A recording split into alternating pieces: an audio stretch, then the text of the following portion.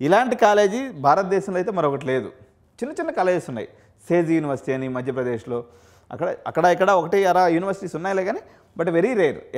కేజీఐఎస్ఎల్ మన కోయంబత్తూర్ ఉంది. అట్లా ఒకటే అరా అక్కడక్కడ యూనివర్సిటీస్ ఉన్నాయి కానీ బట్ రేర్. కానీ ఇంత పెద్ద బ్రాండ్ ఎస్ఆర్ఎం లాంటి పెద్ద బ్రాండ్లో ఇటువంటి అవకాశం ఇవ్వడం అనేది నిజంగా వాళ్ళు ఎంతో పుణ్యం చేసుకున్నారు కాబట్టి మనం పుణ్యం చేసుకున్నాం, వాళ్ళు మనకు దొరికారు అంతే. ఇకపోతే హాస్టల్ విషయం చూద్దాం. ఇప్పుడు అర్థమైంది కదా, మీ బడ్జెట్ వచ్చేసి మీ వాడు 70% అబోవ్ జేఈ మెయిన్స్లో ఉండి ఇంటర్లో 97%లో ఉంటే బీటెక్ మొత్తానికి మీకు వచ్చే ఖర్చు గుండు సున్నా, ఏం లేదు.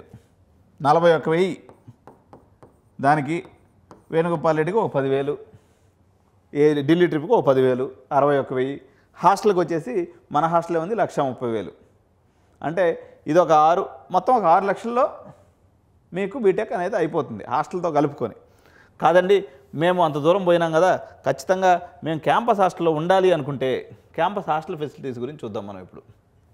సో ఎస్ఆర్ఎంలో హాస్టల్ ఫీజు ఎలా ఉన్నాయనుకున్నట్లయితే క్యాంపస్ హాస్టల్ అయితే మీకు ఇప్పుడు హాస్టల్ ఫీజులు ఎలా ఉన్నాయంటే ట్రిపుల్ ఆక్యుపెన్సీ అయితే 1,85,000 అండి.